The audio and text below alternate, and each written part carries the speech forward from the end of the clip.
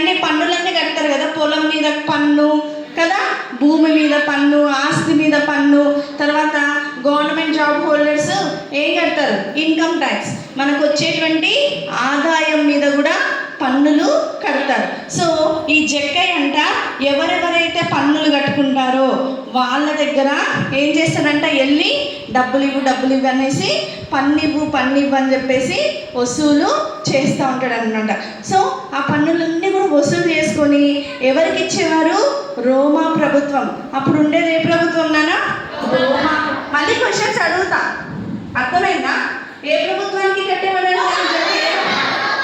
రోమా ప్రభుత్వానికి డబ్బులు కట్టేవాడు. సో అక్కడ కొన్ని డబ్బులు కట్టి మిగతా డబ్బులన్నీ కూడా ఏం చేసేవాడంట తెలుసా? తన దగ్గర దాచుకొని ఆ విధంగా ధనవంతుడు అయిపోయాడు. సపోజ్ 10 రూపీస్ కట్టాలి, లేకపోతే 1000 రూపీస్ కట్టాలి అని అంటే నువ్వు ఇట్లా అన్నావు కదా, సరే వీడున్నాడు, ఓకే, వీడు రోమా ప్రభుత్వానికి ఎంత కట్టాలి? 1000 రూపీస్ కట్టాలి. కానీ జక్కయ్య వచ్చి వీడి దగ్గరకు వచ్చి అరే డబ్బులు అని చెప్పేసి అడిగారు. నా దగ్గర లేవంటే నువ్వు 2000 రూపీస్ కట్టాలి. ఎన్ని కట్టాలి? 2000. యాక్చువల్గా వీడు కట్టాల్సింది ఎంత? 1000. అంటే 1000, ఒక్క 1000 రూపాయలు మాత్రమే కట్టాలి. కానీ వీడి దగ్గర ఎంత అడుగుతున్నాడు? 2000 రూపాయలు అడిగి 1000 రూపీస్ ఏమో రోమా ప్రభుత్వానికి ఇచ్చేవాడు, ఇంకా 1000 రూపీస్ ఏం చేసేవాడు? తన జేబులో వేసేసుకున్నాడు. అట్లా అన్యాయంగా అందరి దగ్గర నుండి డబ్బులు తీసుకుంటా ఉండేవాడు. అప్పుడు అందరూ ఊరుకుంటారా? ఊరుకోరు. చూడండి ఎంత కోపం ఉన్నారో ఆయన మీద. వీళ్ళందరూ కూడా చాలా కోపంగా చూస్తూ ఉంటారన్నమాట. జనాలందరూ కూడా ఎప్పుడెప్పుడు జక్కయ్యను పట్టుకోవాలా, వీడు వేస్ట్ ఫెలో, బాగా డబ్బులు తీసుకుంటా ఉన్నాడు, వీటితో మనం అస్సలు స్నేహం చేయొద్దు. మంచి వాళ్ళతో స్నేహం చేస్తారా? చెడ్డ వాళ్ళతో స్నేహం చేస్తారా? మంచి వాళ్ళతో స్నేహం చేస్తారు. ఇలా డబ్బులు తీసుకొని దాచిపెట్టుకునే వాళ్ళని, అన్యాయం చేసే వాళ్ళతో ఎవరైనా స్నేహం చేస్తారా? చేయాలి. చూడు మీరు కోపం ఉన్నారా, మంచుకున్నారా? ఆయనతో ఫ్రెండ్లీగా కదా, కోపం ఉన్నారా? కోపం ఉన్నారు కదా. కాబట్టి ఊర్లో ఉన్న జనాలందరూ కూడా జక్కయ్యని తిట్టుకుంటా ఉంటారనమాట. ఎందుకు తిట్టుకుంటారు? అతను మంచివాడు కాదు, అబద్ధాలు చెప్తున్నాడు, మోసం చేస్తున్నాడు కదా. రూపాయికి ఎన్ని రూపాయలు? డబల్. రూపాయికి 2 రూపాయలు డబల్గా డబ్బులన్నీ వసూలు చేసుకొని ఏం చేస్తున్నాడు? దాసి పెట్టేసేసుకొని ఏమైపోయాడు? గొప్ప ధనవంతుడు అయిపోయాడు. అప్పుడు ఆయనకి చాలా ఫీలింగ్ వచ్చిందంట. ఆయనతో ఎవ్వరు ఫ్రెండ్షిప్ చేయట్లేదంట. ఎవరితోటి? జక్కయ్యతో ఎవరైనా ఫ్రెండ్షిప్ చేసి షేక్ హ్యాండ్ ఇస్తున్నారా? వీళ్ళు ఇవ్వట్లేదు కదా. సో జక్కయ్య తోటి ఎవ్వరు కూడా ఫ్రెండ్షిప్ చెయ్యట్లేదు అనమాట. జక్కయ్య చూసానే అమ్మో ఈ పొట్టోడు వస్తున్నారా బాబు అని చెప్పేసి అటు ఇటు వెళ్ళిపోతూ ఉన్నారనమాట. సో అట్లాంటప్పుడు జక్కయ్యకి చాలా రోజులు అయిపోయాక మనశ్శాంతి లేకుండా పోయింది. మీతో ఎవరైనా మీ ఫ్రెండ్స్ మాట్లాడకపోతే చాలా హ్యాపీగా ఉంటారా?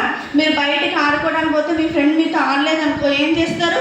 కూర్చొని వచ్చేస్తారు. అందరు ఫ్రెండ్స్ ఆడుకొని నిన్ను వాళ్ళతో కలవనివ్వలేదనుకో మీరు చాలా హ్యాపీగా ఉంటారా? ఉన్నాం కదా. మనతో ఎవరైనా మాట్లాడకపోతే అట్లనే జక్కయ్య కూడా చాలా బాధ అనిపించిందంట. సో జక్కయ్య అనుకున్నాడంట, ఆ రోజుల్లో జక్కయ్య ఎరికోలో ఉండేవాడు. ఎక్కడ ఉండేవాళ్ళు? వాళ్ళ ఊరి పేరేంటి? ఎక్కడ? ఏరుకోనా?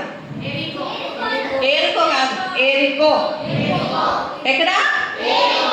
ఎరికో ఊరిలో ఉండేవాడు అనమాట. అయితే అప్పుడు ఎరికో ఊరికి యేసయ్య వస్తున్నాడని చెప్పేసి తెలిసిందనమాట. ఇప్పుడు మీదేమున్నానా? ఏ ఊరు? గుండ్రాటి మడుకి ఎవరన్నా సీఎం వస్తున్నాడు అన్నారు అనుకో, మీరు ఏం చేస్తారు? సీఎం ఎవరు? రేవంత్ రెడ్డి వస్తున్నారు అన్నారు అనుకో, మీ ఊర్లో ఉన్న వాళ్ళందరూ, మీ అమ్మ డాడీ వాళ్ళు మీరందరూ ఏం చేస్తారు? ఉరికొస్తారు కదా. ఎట్లా ఉరికొస్తారు? చూడ్డానికి ఉరికి వస్తారనమాట. చూడండి యేసయ్య వస్తున్నారని చెప్పేసి జనాలందరూ కూడా వచ్చారంట. ఎవరిని చూడడానికి వచ్చారు? యేసయ్యని చూడడానికి జనాలందరూ కూడా వచ్చారనమాట. అందరూ కూడా జనాలు ఏ ఊరికి వచ్చారు?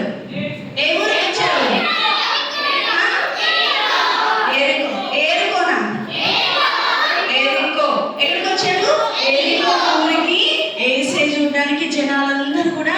వచ్చారనమాట. యేసయ్య చెప్పేటువంటి మాటలు వినడానికి జనాలు వస్తూ ఉన్నారు. అప్పుడు ఎవరికి ఆశ కలిగింది తెలుసా? ఆ ఊళ్ళో ఎవరున్నారు? ఎవరున్నారు? ఉన్నాడు కదా. ఎట్లా వస్తున్నాడు చెప్పండి? ఉరుకుంటూ వస్తున్నాడు. ఎవరిని చూడడానికి వస్తున్నాడు? చూడడానికి వస్తున్నారు. కానీ ఈ జనాలందరూ ఉండేవరకే, జక్కయ్య పుట్టుకుండేవరకే ఎంత ఉరుకుంటూ వచ్చినా యేసయ్యని చూడగలుగుతున్నాడా? యేసయ్య కనిపిస్తున్నాడా? చూడగలుగుతున్నాడా? చూడలేకపోయాడు అనమాట. ఆయన చాలా పొట్టుకున్నాడు. అప్పుడు జక్కయ్య ఏం చేశాడంట తెలుసా? దబదబా అక్కడ ఒక చెట్టు ఉంది. ఏముంది? చెట్టు. అక్కడ ఒక చెట్టు ఉన్నప్పుడు ఆ చెట్టు మీద ఎక్కాడనమాట. ఎక్కడెక్కడ చూడండి, ఎక్కడెక్కాడు? చెట్టు మీద ఎక్కాడు. ఎవరు ఎక్కారు? మెర్సక్క. ఏ ఊళ్ళు ఎక్కింది? గుండ్రాకు మడుగులు ఎక్కిందా? ఎక్కడ? ఎందుకు ఎక్కాడు చెట్టు? యేసయ్య చూడడానికి పని చూస్తున్నాడు. యేసయ్యని చూస్తా ఉన్నాడు అనమాట. చూడు, ఇంత పెద్ద చెట్టు, మనం ఇక్కడ చిన్న చెట్టు పెట్టాం చూసావా? సో ఇంత పెద్ద చెట్టు ఎక్కి ఎవరిని చూస్తున్నాడు? యేసయ్యని చూస్తా ఉన్నాడు అనమాట. అప్పుడు దబదబ పడేసి చెట్టు కిందకి ఎవరు వచ్చారు? చూడండి, ఎవరు వచ్చారు? యేసయ్య వచ్చారు. యేసయ్య వెనకాల మనుషులు కూడా వచ్చారనమాట.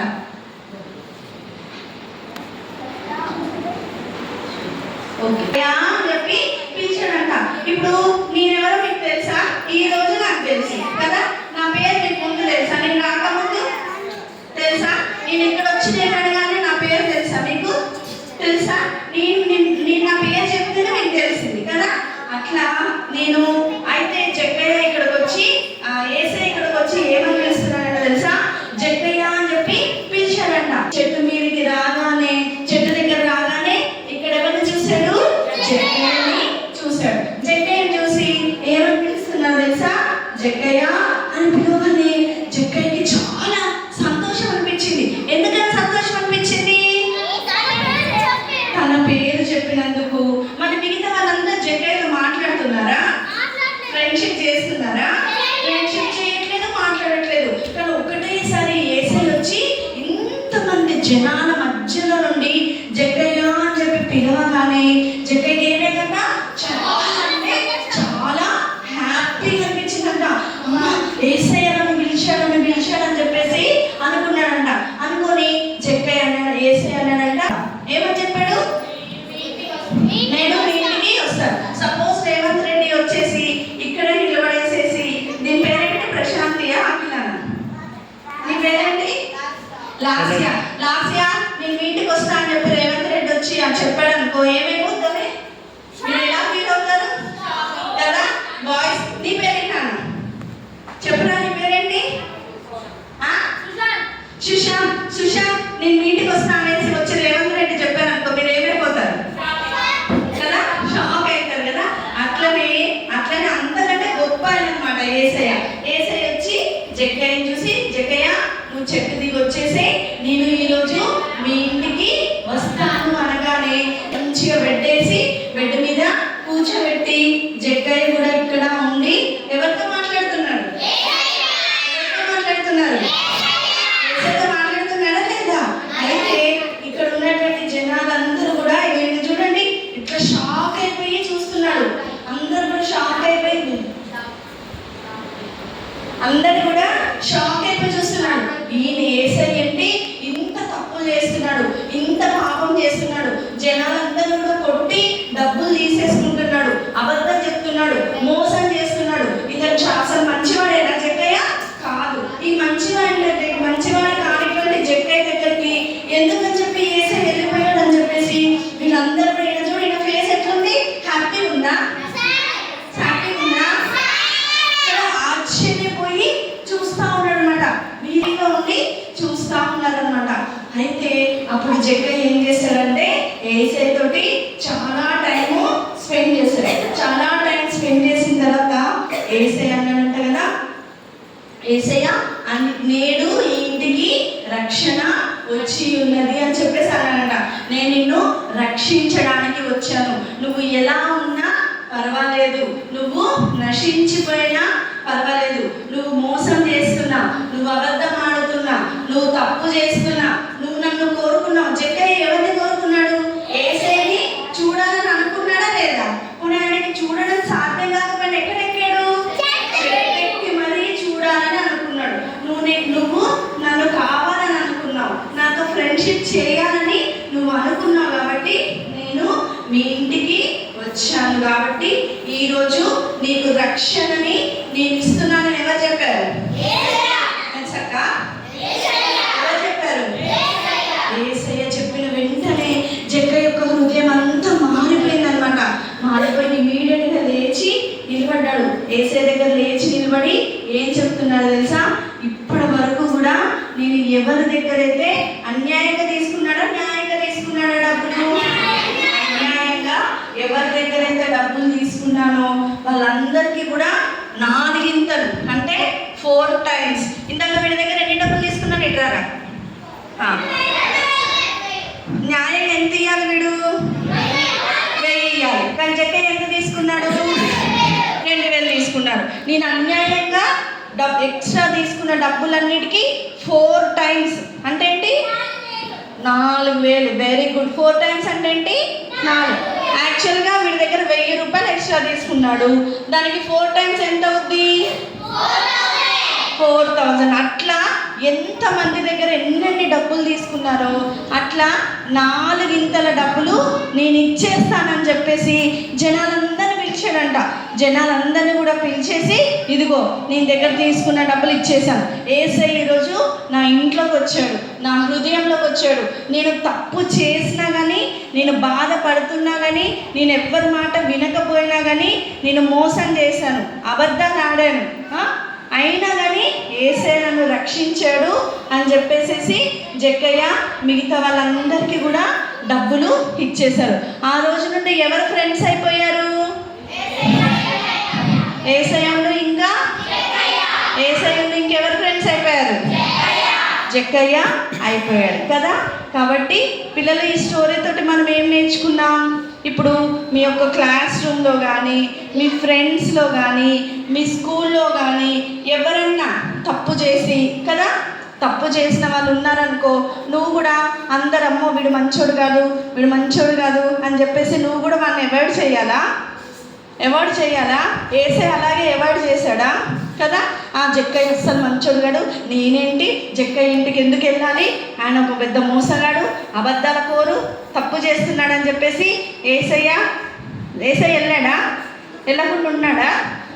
కానీ ఏం చేశాడు? ఎంత తప్పు చేసినా యేసయ్య జక్కయ్యని ప్రేమించాడా లేదా? ప్రేమించాడా లేదా? ప్రేమించారా? మనం కూడా చాలా తప్పులు చేస్తూ ఉంటాం, అవునా? అందరూ మంచి వాళ్ళమా కదా? కాదు కదా. మన ఫ్రెండ్స్ తప్పు చేస్తూ ఉంటారు, కానీ వాళ్ళని సపోర్ట్ చేయొద్దు. ఇలా తప్పు చెయ్యి అని చెప్పి మనం చెప్పకూడదు. కానీ వాళ్ళని ఏం చేయాలి? వాళ్ళతోటి మనము ఫ్రెండ్షిప్ చేసినప్పుడు, అరే నువ్వు ఎందుకురా వాడితో ఫ్రెండ్షిప్ చేస్తున్నావు, వాడు చెడ్డవాడు కదా, అది ఇదని చెప్పేసి ఎవరన్నా అన్నప్పుడు ఏం చెప్పాలి తెలుసా? చెడ్డవాడిని నేను మంచివాడిలాగా మారుస్తాను. నీకు ఎవరు చెప్పారు ఈ విషయము? యేసయ్య. ఎక్కడ చెప్పారు? బైబిల్లో. ఇప్పుడు ఎవరు చెప్తున్నారు? ఎక్కడ చెప్పారు? సండే స్కూల్లో. బీబీఎస్లో నేర్చుకున్నారా? ఇప్పుడు నేర్చుకున్నారా లేదా? వేరే వాళ్ళకి తప్పు చేసిన వాళ్ళని మీరు తప్పు చేయకూడదని చెప్పి మనం వాళ్ళతో ఫ్రెండ్షిప్ చేయాలా లేదా? చేసినప్పుడు అప్పుడు ఏమైపోతారు? వాళ్ళు మారిపోతారా లేదా? యేసయ్య అట్లా ఫ్రెండ్షిప్ చేయడం వల్ల జక్కయ్య మారిపోయాడా? మారిపోయాడు కదా. 100 రూపీస్ నోటుని ఇట్లా పిచ్చిగా చేసినా కానీ, నలిపేసినా కానీ దాని విలువ మారిందా? మారలేదు కదా. అలాగే మనుష్యులము మనం ఏం చేయాలంట?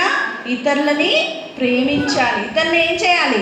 ప్రేమించాలి, అంగీకరించాలి. వాళ్ళు ఎలా ఉన్నా కానీ వీడు చెడ్డోడు, వీడు మంచోడు కాదు అనుకోని వాళ్ళని తిట్టారా? తిడతారా పిల్లలు? చెప్పండి. ఈ రోజు నుండి చేస్తారా? వాళ్ళు ఇష్టం వచ్చినట్టు తిట్టడం అలా చేస్తారా? మనము చేయకూడదు. యేసయ్య ఎలాగ మనుషుల్ని అంగీకరించారో మనం కూడా ఏం చేయాలంట? మనం కూడా ఏం చేయాలి? సో ఈరోజు డే